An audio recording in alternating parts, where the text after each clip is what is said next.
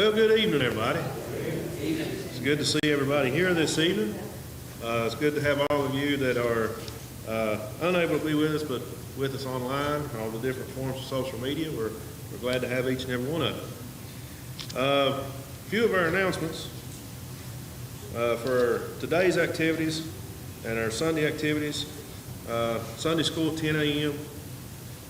Share the Love is going to be at 5:30 p.m. on Sundays. They send out cards for birthdays, anniversaries, get well cards, sympathy cards, thinking of you cards.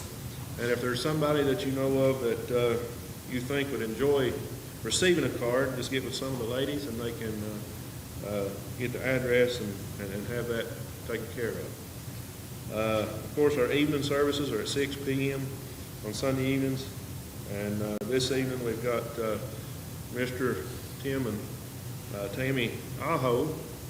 They come to us from overseas to tell us a little bit about their ministry across the water. So we do appreciate them coming and being with us today. We do have the FBI meetings back in the back for the Faithful Bible Investigators, but they're not having a meeting tonight. But that does take place for the little kids on Sunday evenings. For the activities this week, Monday at 11 a.m. will be the Sowing for Souls, which is formerly the Caps for Cancer. Says bring your lunch and join in. Ada Stacy will demonstrate making a quilted appearing lap robe without quilting. Oh, okay. And that's still out of my wheelhouse. Oh, okay. Monday through Wednesday will be our revival here at 7 p.m. each evening with Tony Reed being a speaker. Tuesday through Thursday at 7 p.m. will be the revival at Big Branch Church of Christ, and Mike Breidenbach will be the speaker there. And of course, our youth meeting at 6 Wednesday evening, and then our Bible study at 7 Wednesday evening. And Friday at 7 will be the ladies' Bible study, and that will be in person on Facebook or on Zoom, just however you prefer to join in. And our upcoming events for October the 3rd through the 6th will be the revival at Crossroads, which is in Withville, and Tony Reed will be the speaker there as well. October the 7th through the 9th will be the revival at Honaker, and they'll have different speakers each night. And then October the 21st to the 23rd will be the Young at Heart trip to Lancaster, Pennsylvania, and they'll be going to the Sight and Sound Theater.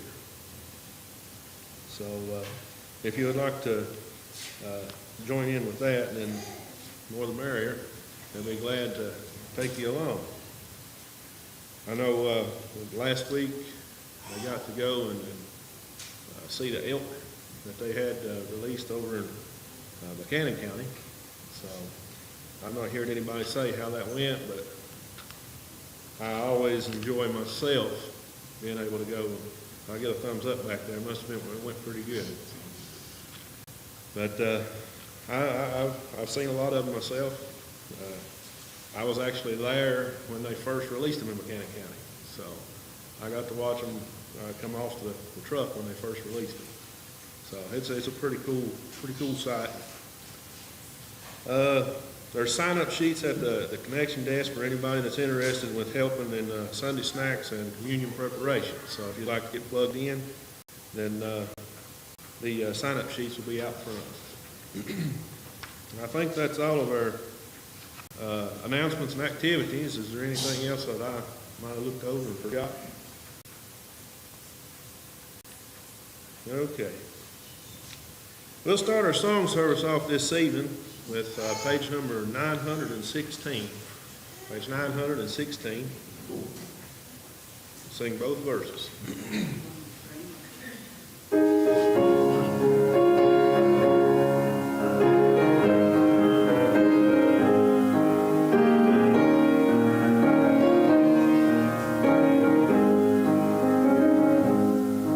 There is coming a day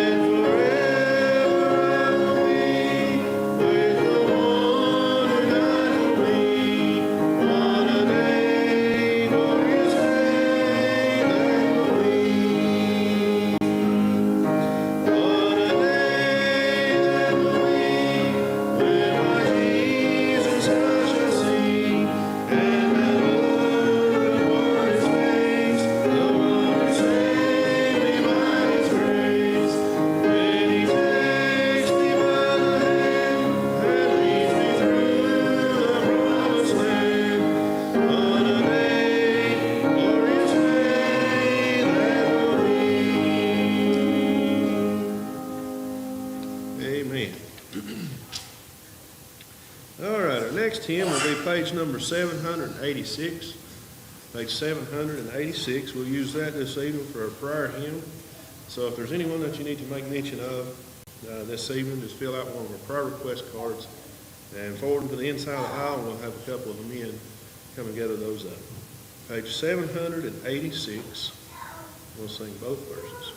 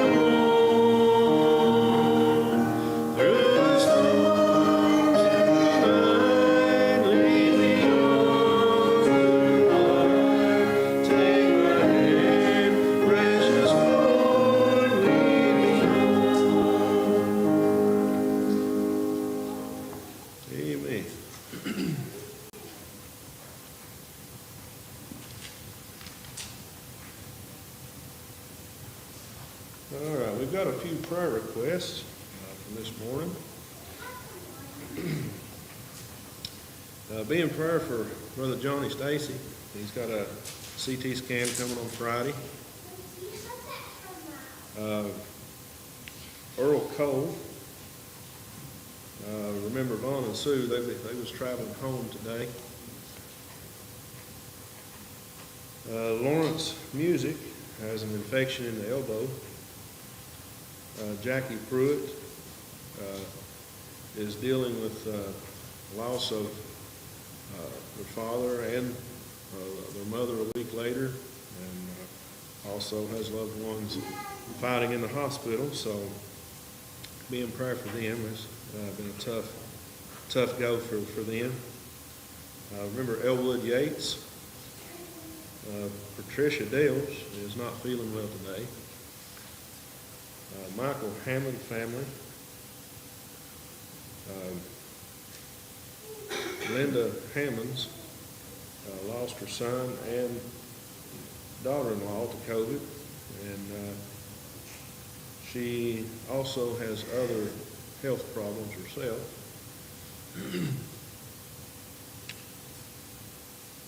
Baby Zion Sarmiento has had the third open heart surgery and is on life support, so definitely be in prayer for that family.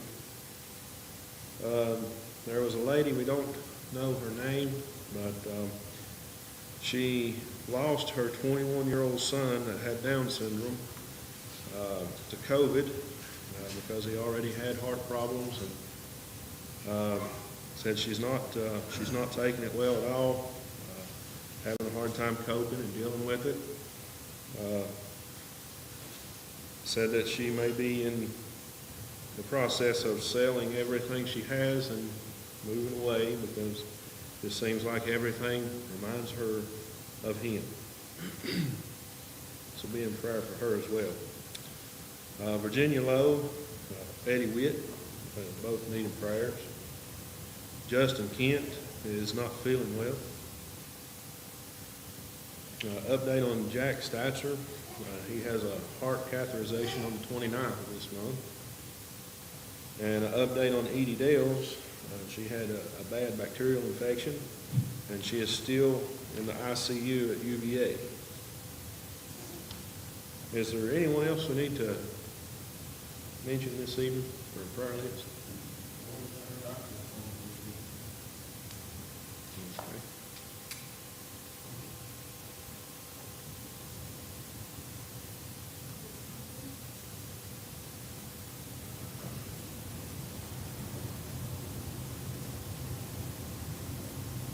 Okay, is there anyone else we need to mention this evening?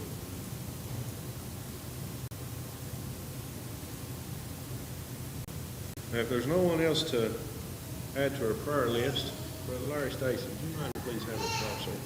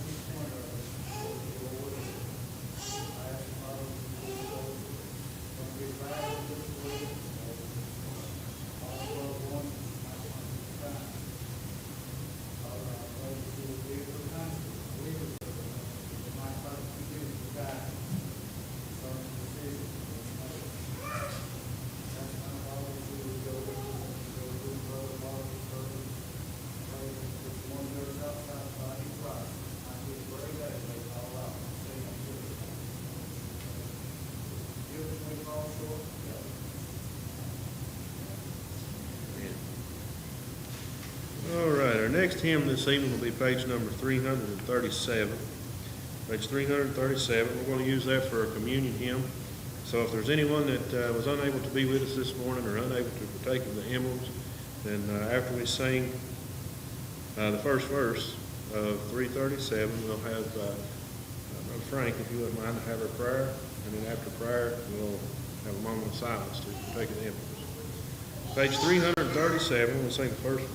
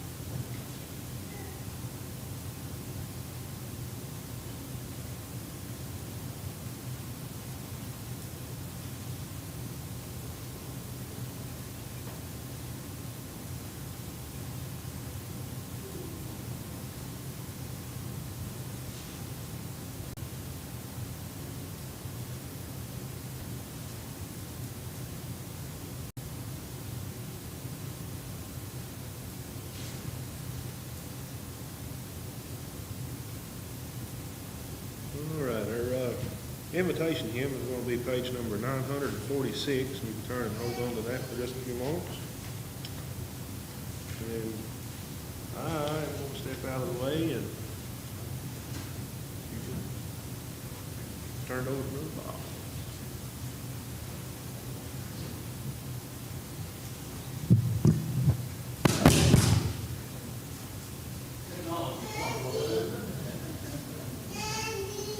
Appreciate everyone for coming back tonight.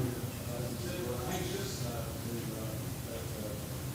glad that Sam and Tammy are here with us, and been part of the church family here for about over 30 years. We've been trying to calculate that this afternoon.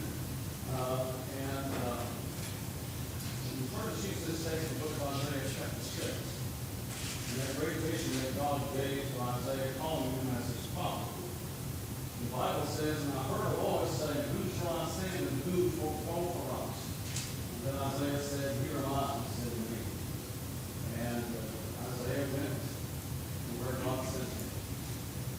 And Brother Tim and Sister Tammy are doing just that. They are going where God has sent them. And planting churches, sowing the seed of the gospel, and the Lord is blessing the land. I'm so glad that you're here, and we're excited to hear about the way you work this morning. We will be in our Well, good evening, everyone. Who is that good-looking couple up there on the screen? So I'll just check to make sure the microphone is working, and evidently it's being like live streamed. Okay, so hello, everyone. It is really good to be here, and yeah, so Tammy and I started support raising 29 years ago in April or May of 1992, and we're calling that we stayed one night, or maybe a couple of nights with the Stacys. They're still getting over that, I'm sure. And this church has been one of our supporting churches for all these years, and we're really, really grateful. And coming in person and saying thanks in person is really an important value to us. So thank you for having us tonight. And we're gonna do a couple of things that will be kind of fun, I think, and we'll give you some updates. Tammy's going to send around a sign-up sheet for our prayer newsletter, which we send out by print and email. And if you're not already on that, please sign up. If you are already and you've changed addresses, please let us know so we can correct that. And we're just really glad to be here. So, who all is here meeting us for the first time? So there's a couple of people. Who is the second time? The third time, the fourth time, the fifth time? We have been here a few times over the years. So the last time was, believe it or not, 3 years ago. And I think it was about 3 or 4 years before that. We're really sorry we can't get here very often. But that's because we're across the water in England, and we're going to make sure that the clicker is working. And it's not quite yet. There we go. Just a very brief history. I'm originally from Minnesota. Anybody been over to that state before? Just a couple? Who's been outside of Virginia before? There you go. And Tammy's from Oregon. We will celebrate our 38th wedding anniversary in December. We've been in England 27 years now. Our two kids live in California, in Rockland and Folsom. And since the last time we're here, our son, our daughter, I should say, has found a fiance. His name is Brada. We call it, his name is real name is Gil, but everybody calls him Brada in the family. And they're getting married in April, so that's pretty exciting for us. And yeah, so I think the clicker's not quite working.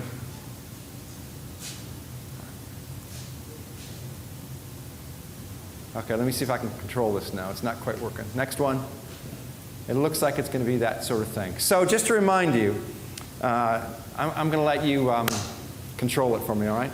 So just to remind you where we are, you can see the United Kingdom there, part of Europe, and next slide, this is where we live in Birmingham. And it's not Birmingham, because you all know that's in Alabama. Okay, you remember the last time I did that, right? So, 3.5 million people, second largest in the UK, third largest or ninth largest in Europe. 5 years ago, we moved from where we planted Dickens Heath Church in the third place into the inner city. And it's a very different place than where we used to live. It used to be really nice leafy suburbs, clean streets, middle class, mostly white British English with a few people of Hindu and Indian and Pakistani origin. But where we've lived now is very different. So I'm not quite sure what slide is next, but go ahead and do the next one if you would. Before we describe that, let's have a little fun, especially with some of the kids here. So Tammy's got some chocolates and some wristbands. And if you think you know the answer to these questions, raise your hand. We don't want any fights, okay? Over these real Cadbury's chocolates from England.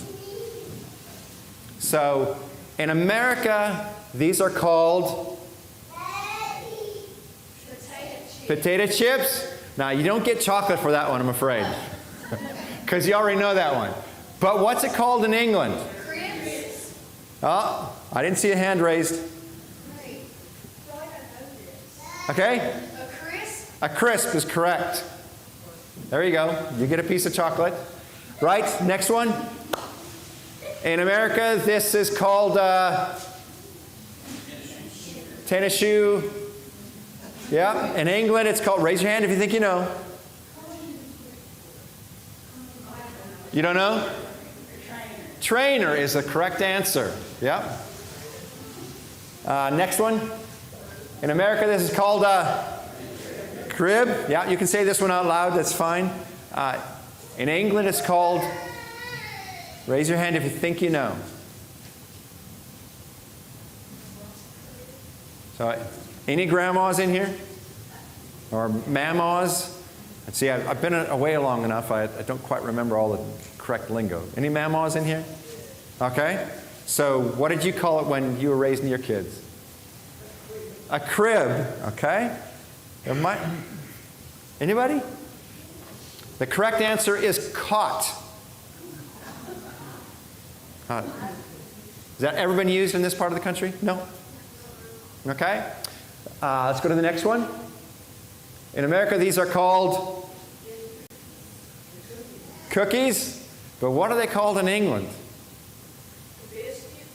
You know, you did raise your hand, but you spoke right away, and you already have a piece of chocolate. Oh, did you eat the chocolate already? Okay, so if you get a piece of chocolate, you can't eat it yet. Okay, but don't feel guilty. What's your name? Carly. Okay, you're good, Carly. It's all right. I didn't give instructions. And biscuit. Who got the correct answer? Oh, but you already got chocolate. Okay, next one. Who does she want to give the chocolate to? Okay, there you go. Who do you want to give the piece of chocolate to? All right, we got one over here, Tammy. This lady. What's your name? Caitlin? Peyton. Peyton, okay? Peyton gets it?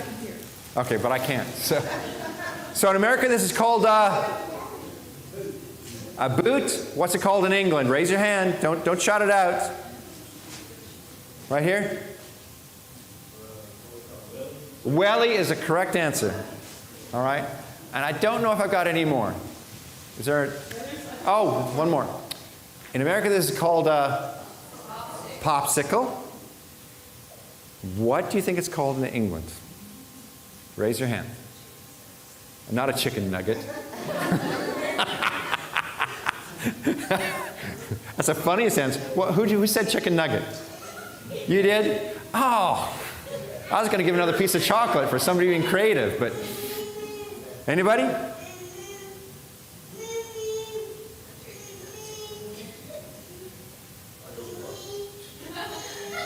Okay, so it's cold.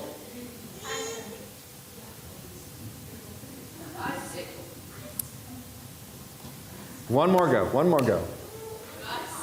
Okay, so you're getting closer. So if you were eating just a sweet on a piece of stick, you'd call that a lolly, ice lolly. We're going to give a chocolate to this man. No, she can't have a second. But you can have the chocolate. You can give it to somebody later on, but you can't eat it yet. All right? Yeah. So let me ask you, what do these very simple little questions tell you about England? It's a different place. So just because English is the language spoken there, you can cycle through to the next one if you would. Yeah. Just because the language is the same, it's not the same. It's not the same. But where we live now in inner city Birmingham, it's called super diverse. And let's see if this video actually works. Okay?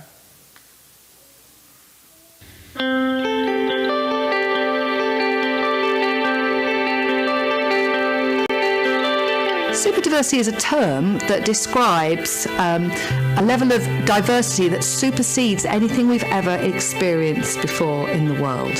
So there are more people coming from more places to more places, but often in smaller numbers than have been previously experienced. So through multiculturalism, we had people arriving from a few places to a few places in large numbers. Now people come from pretty much everywhere, and change is faster than it was before. The scale of arrivals is more than it was before, and people also tend to keep moving as well. So we've got super mobility at the same time. I would say the main impacts are largely population complexity. So the population is much more complicated than it ever was previously. People are diverse within group, across gender, age, ethnicity, and also there are small numbers of individuals from quite a wide range of places. So it's hard to know where people live and how to target services. Superdiversity also brings a whole range of opportunities. Obviously, if people are there from all over the world, you've got networks from across the world. People are bringing new ideas, innovation, and different cultures. But of course, there are challenges associated with how people live together when they are so different. Where we live. When Tammy volunteered for a local school, there were 245 children, and there were 44 languages spoken. Near where we live, there's 150 countries represented out of 190 in the world. Where we live, just our house, we live in what's called a semi-detached house. On either side of us, our neighbors are Pakistani Muslim families. Behind us, on the other side of the fence, are Tony and Andrea, who are from Jamaica. Around the corner, there's a couple who are from Iran, Iranian Muslims. There's a Hungarian-Romanian couple. There's an Eritrean guy. Further down the road, there's Polish, there's Eastern Europeans, and the list goes on. African countries, it boggles the mind. And Tammy's made the observation that when we walk out on our street, we're not really sure what language we're going to hear. We've gone from the suburbs, which are nice and clean, middle class, into the inner city, where there's drugs, where there's knife crime. There's not very much gun crime, but knife crime, and prostitution. You can see drug deals taking place if you kind of know what to look for. It's typical of any inner city around the world. And yet this is a place where God has put us, and we just love living there. It's just a great place to live. So in this place, I forget which slide is next, but if you would do the next one, that might help me. There we go. Over the last 5 years, these are the things that we've been focused on. And I won't take any time really to describe what those are, the old ones we've done. But we've passed on a couple of things. So the Forge missional training, which we did, we've now passed on to somebody else. We're no longer working with the Eritrean church. We worked with them for a couple of years. By the way, does anybody know where Eritrea is?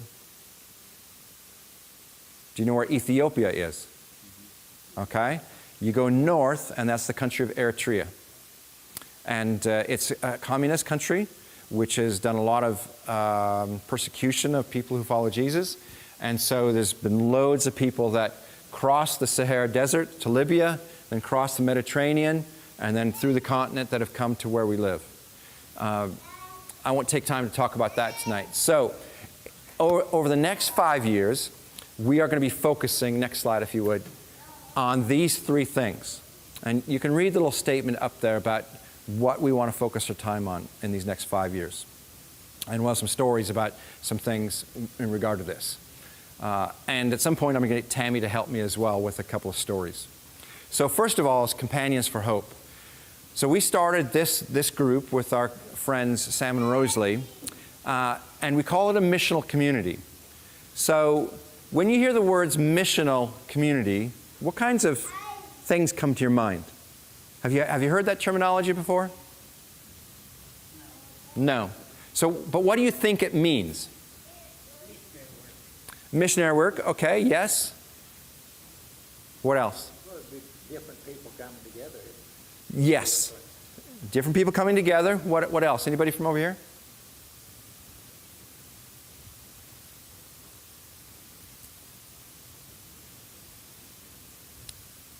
Brother Bob? People meeting together for the purpose of learning to reach out to others with the gospel. There you go. So it's a group of people who are on mission together. A community of people on mission together. What might be another word we could use for that? Church. Okay? It's just a way of saying that the dozen of us who are now working together, we are all engaged in mission on our community together. Each of us does something in the community that engages the local community. So there'd be Graham and Sarah, a couple who have worked with Iranian refugees over the last few years.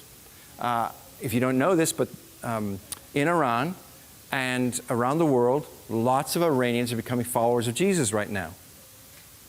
You probably didn't know that.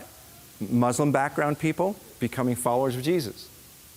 So another couple, Sam and Rosalie, they're quite passionate about things related to gardening. And so they're engaging with people with that. As a group together, we started something called Neighbor Nights, which is a way of bringing people together around a meal. We have a little saying that we use, both with companions and with some of the other gatherings we do, that meeting without eating is cheating. Because there's something about food that really makes a difference in people being able to engage in conversation and people being able to actually talk about things in a way that is easy than if you just had a cup of coffee or if you're kind of in a formal kind of gathering. We have a little thing that we follow called the Missio Dei, and the idea of this is that it's God who is on mission, and we join Him. God is the one on mission, and we join Him, and that means that we've got to be good listeners to Jesus so that we can join Him in what He's doing in the community. So that means a couple of different things, and this is where I'm asked Tammy to tell a story about Eat, Make, Play. Tim mentioned our friend, can everybody hear me? Because I have a really loud voice, so I think it projects.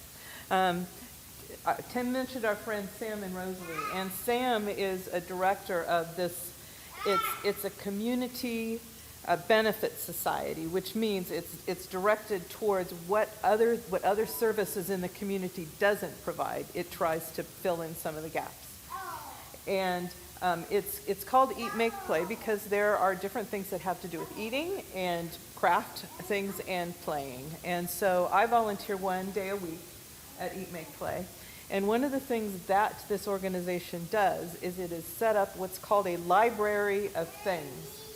And it functions like a lending library of books, but it is things that you might need occasionally for work around your house or play around your house, but you don't necessarily need to own it.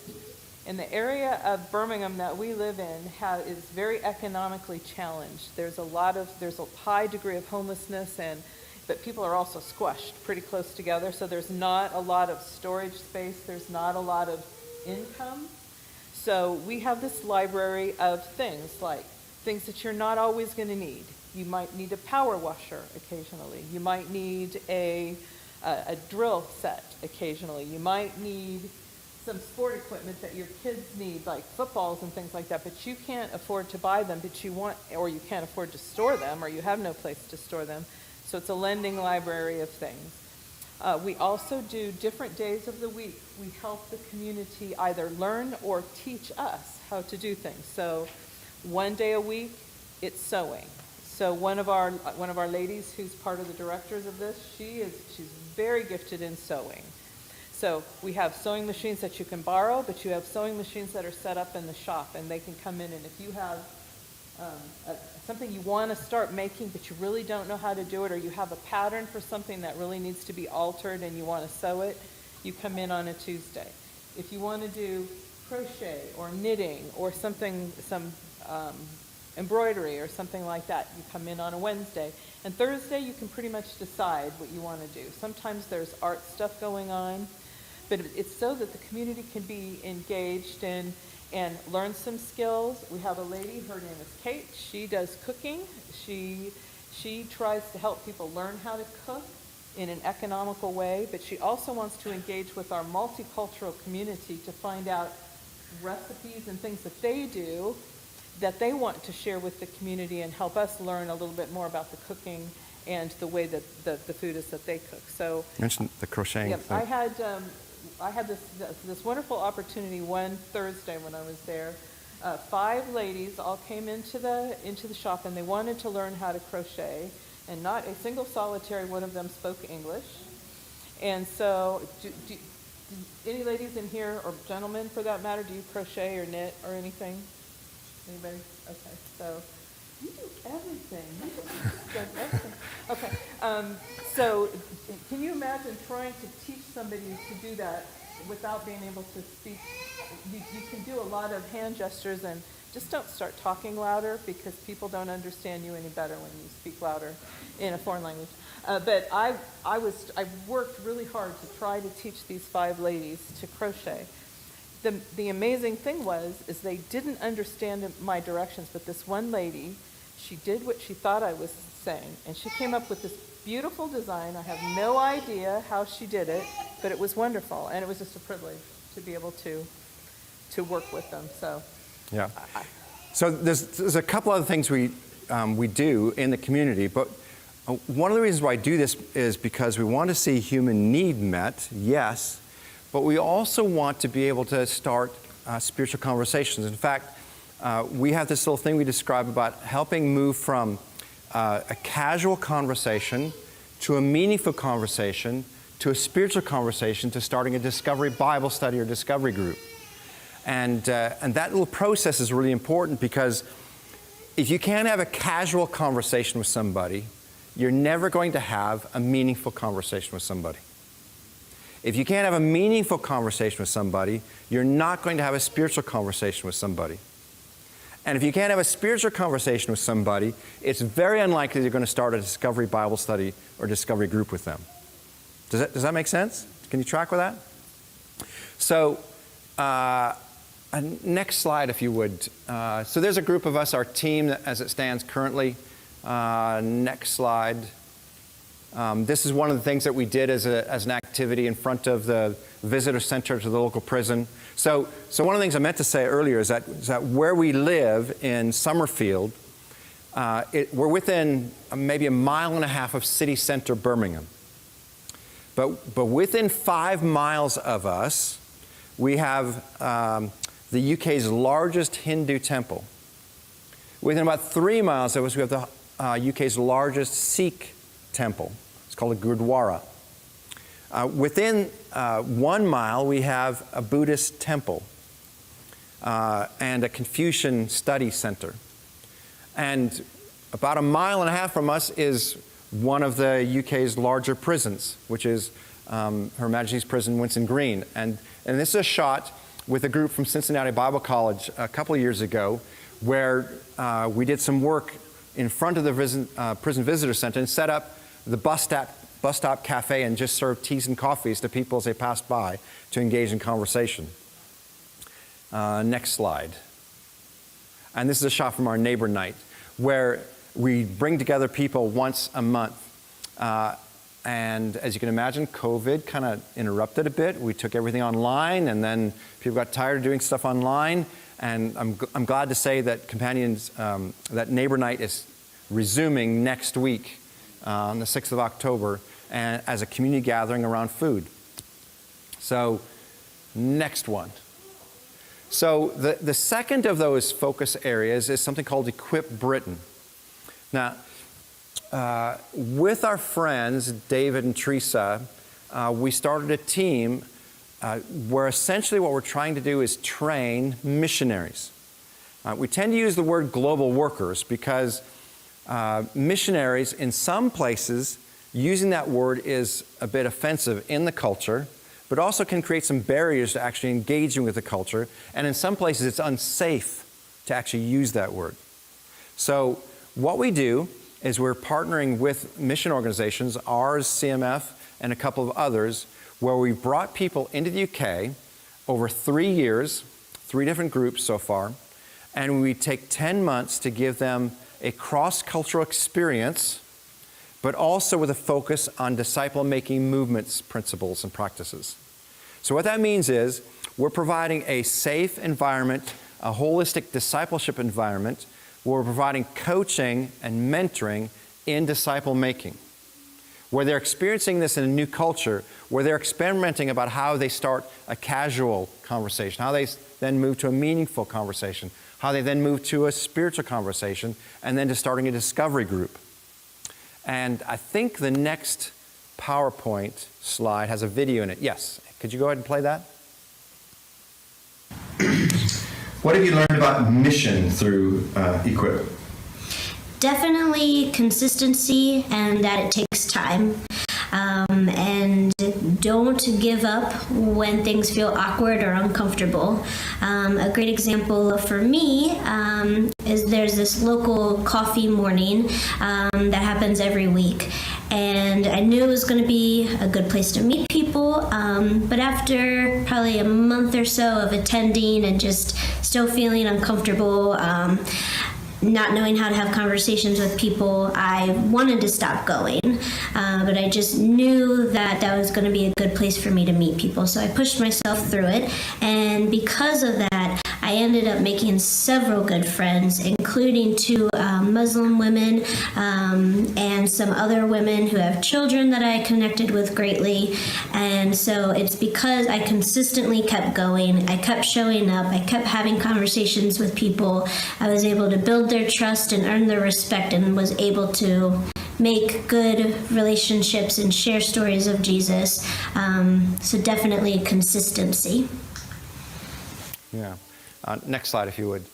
So, what have you learned about mission? There we go. So we've had 3 different groups that have come through. So we've trained 13 people in these disciple-making movements principles, and 12 of those 13 either in a field or on their way. So 2 are on the way to Germany, 1 to Vietnam, 2 to Thailand, 1 to Mexico City, 2 have gone to London, 3 have come back to Birmingham. In fact, Megan, who just gave that little interview, she and her husband Jeff have moved into an area of Birmingham that is primarily a Muslim population. And then Nathaniel up there is working with ICOM and their intermission group, which Tammy and I are going to be with for a day next week. And we have this team that's been built up. But guess what? COVID kind of interrupted things last year. When we have groups come and we do the training, the idea is that they're going to try and figure out where they're going to go to, and they do a research trip at the end. And with COVID, we had to actually end the group early. And then we had 5 that were coming in January of this year that we had to say, actually, you cannot come because of COVID. And so it raised some issues for us as an equipped leadership team about how we're going to carry on this training and the use of social media. And very long story short, we've actually been training to start what we call an online presence. Now, for those of us who are kind of my age, and I did turn 60 this year, this whole idea of an online world, I can't quite get it in some ways. And it frustrates me when I get a message from somebody. Did it come from Facebook Messenger? Did it come from text message? Was it an email? Was it WhatsApp? Was it, you know what I mean? But people under 40 years old, where do they spend most of their life? It's online. So we're developing this online presence called Discovering Jesus, BRUM. What does BRUM stand for? It stands for Birmingham, because people from Birmingham are Brummies, or they're from BRUM. Okay? So with that online presence, we're going to start advertising on Twitter and Facebook and Instagram in January, so that we develop this online presence so that we've got a team that's built to engage people that engage with us online, that respond to these advertising, which is about Jesus and stories of Jesus, so that we can eventually have in-person meetings to have these casual, meaningful, spiritual conversations and start a discovery Bible study, a discovery group with these people. So we're still at the very early stages of that, but this is going to be an additional tool for our friends that we're training in disciple making. That's Equip Britain. The third thing that we wanted to mention about is something called our dispersed discipleship community. Now, it kind of sounds fancy, doesn't it? Right? Next slide, if you would. Oh, this is our Equip leadership team. And next slide. Okay. So, what does the word dispersed mean? Spread out, okay? If you're familiar with the book of Acts, you know how the earliest church was scattered, dispersed, and mission went out with that dispersion, right? Discipleship. Okay, so let me ask you this. What is a disciple? What kind of words could you use to describe a disciple? A Christian? A learner? Say again? Imitator, follower. How about apprentice? Have you heard the word apprentice? I mean, what happens when you're apprenticed to a plumber? You spend all day long with that guy, and you not only learn skills, but you probably learn something about character from that person. And if they're a good plumber trainer, and they're a person of good character, that gets passed on. If they're cutting corners, and they're of dubious character, does that get passed on as well? Probably does in some fashion. So when we're talking about discipleship community, we're a group of followers of Jesus where we're actually trying to build discipling practices into that community. And this is a shot of some of the people that are online because of COVID. Well, there's a longer story to it, but we don't have time for the longer story. Simply put, we started gathering some of the people from our first church plant that had moved away from Birmingham. We started discipling a couple of them online, and then suddenly we had a couple more, and then suddenly we were doing it online. And we now have about a dozen people on a Sunday morning meeting in a discipleship group. And we're actually, we probably should tell the Alpha story, shouldn't we? Okay? So, do we have time to go over? Okay, all right. If you're online and you have to go, I'm sorry, but we're going to go just a few minutes longer because I have to tell this story. So, when we started gathering a couple of these people from the youth at Dickens Heath Church who had grown up and left the area, with them, we started gathering on weekends away. So we had a weekend away a couple of years ago with 11 of us. Then we had another weekend away a year later with 15 of us. And we're going to do it last autumn, expecting about 20, but then with COVID, we couldn't actually meet in person. So that's how we then took it online. And in the middle of that, one of our friends, with whom we did a Christian Basics course over 20 years ago, and had her children in what we call a holiday club, which is like a vacation Bible school, with the first church plant we did, Dickens Heath Church. She contacts me on Facebook Messenger and says, are you starting this Alpha group, this Christian Basics course? And I said, let me talk to Tammy. And I said, Tammy, do we have plans for that? No, we did not have plans for that. But when we have this idea that God is at work already with people, and he calls us to join him, so my head said, well, maybe God is asking us to do something. And so we actually end up starting 2 Christian Basics courses, one on a Sunday morning, one on a Monday evening, with 27 people, about half of those not followers of Jesus. And one of the people that were a part of that, this is where connections get really interesting. One of those people was from Senegal. And we got to know her because she had lived in Christiansburg, Blacksburg, doing a master's degree at Virginia Tech. And our friend Beaver Terry, anybody remember Beaver? Writes me an email in December of 2019 and says, one of the people from Senegal that we eventually baptized here, her friend is moving to the UK. Can you connect with a local church? And to be honest, there was no local church to connect her with. So we started meeting with her online, okay? She joins the Alpha course, this Christian Basics course. And on Easter Sunday, she says, I want to be baptized. Which is an interesting thing because, her dad is Muslim. Her mom has a Roman Catholic background. We're under lockdown in the UK. We can't actually meet in person. In fact, at that point, we had not even met her in person. So we've got to wait for some things to happen, and eventually, early August, with our friend, we baptized her. We gathered in North Wales with about 9 of us. We did it over Zoom, and one of the people, Beaver was on the Zoom. Our friend's friend in Florida was on the Zoom. Our friend's sister in United Arab Emirates was on Zoom. We had people from Birmingham on Zoom.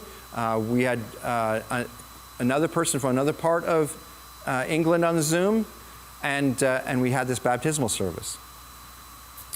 I'd like to show it to you, but I'm not going to because there are some security concerns with it. And so I can't do that. But because we're thinking about disciples making disciples, here's the latest story. About 2 weeks ago, the friend from Florida and our friend who we baptized sent me a message saying, can we talk to you? I said, sure. So we had a Zoom with them. And they started talking about a third friend from Senegal. And the primary language in Senegal is French, by the way. And they have another friend who doesn't speak very good English. Could we help coach them to start a Discovery Bible study, Discovery group, with their friend from Senegal in French and maybe a couple other people? Isn't that cool? Isn't that cool? So I think, could you go a couple of slides? Yeah. One more. So this is one of the people. Hi, my name's Helen. I live in Scotland at the moment, but I met Tim and Tammy about 19 years ago in Solihull, and I just wanted to thank you all so much for supporting all the work that they do. They've been a massive support to me and my husband ever since he came on the scene. So we did our marriage counselling together, and we meet regularly just to see how we're getting on, and they're just really supportive. My favourite thing about Tim and Tammy is that when they hear the word of God and God puts something on their heart, is that they follow it, no matter how busy they are and how much they have to do. So a few months ago, Tim had it on his heart that the young people from our church, who are now young adults, should get together and meet up. So although they were really short of time, he rallied round and he got myself and my friend Emily on board, and we organised for the young people to go away, and it was really life-changing for a lot of them. They all came feeling so positive and reconnected to their faith and each other again. And I just love how Tim and Tammy foster relationships not only with themselves, but they get us to connect with other Christians and other people going through the same life stages. Their work is really, really important to myself and all of my friends. So I just wanted to say thank you so much again for allowing them to be a part of our lives here in the UK. Thank you. Bye-bye.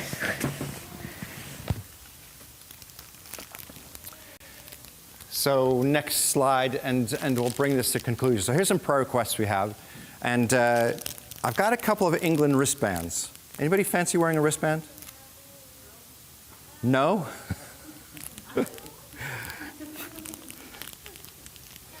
Okay, so why would I give you a wristband? I'm going to give you another one that you can give to somebody else in the church family. So why would I want to give you a wristband? It's got something attached to it. I'm sure. No, that's right. So who got chocolate tonight? So you got chocolate, which you've already eaten. Did you know that Cadbury's chocolate is actually made very close to where we live? Same city, Birmingham. Okay? So that's one reason why I brought chocolate. And the wristbands. So what we'd ask you to do is use those as prayer triggers. So when you eat a piece of chocolate, you remember to pray some of these things for us. And maybe you don't understand what all that stuff up there means. That's okay. Pray for us and pray for the work. You'll get prayer requests from us with the prayer flash by email and post. So that'll help you stay updated as well. But really, coming here, being with you to express gratitude for your support. This church is a very generous church to us. And we want you to know that we're really, really grateful for what you do for us and enabling us to live in England and do what God has called us to do. So we just want to make sure you know that. Now, I think we've got to bring things to a conclusion, but I'm guessing that when the video up there ends and after the service, that if you want to ask some questions, that we'll stick around and answer some questions. That'd be okay? All right? Thanks for having us tonight. It's really good to be here. We appreciate you.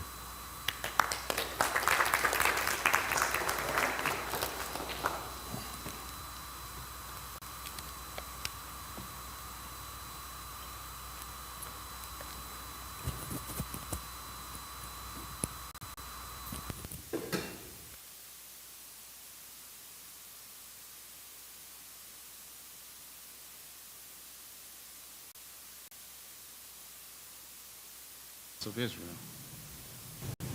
and they just went to the Jews. Later,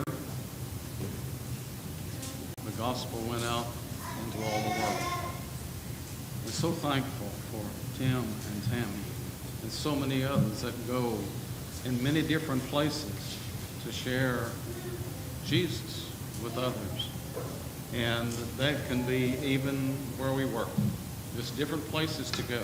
We're so thankful for you all and the great work that God is using you to do and the people that you're touching, the lives that are being touched, and individuals accepting Christ as Savior, and all for the glory of God.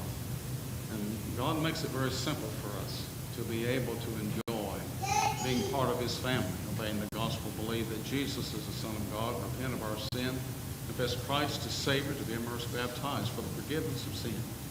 And God Himself adds us to the church. As I said this morning, what a great reward to be able to just share, have a small part in leading someone to Christ. So we're going to use as our invitation tonight, our invitation song. And if you have a decision for the Lord, we're going to stand and sing. And we invite you to come as we sing number 945. Yeah, kneel at the cross, not with us.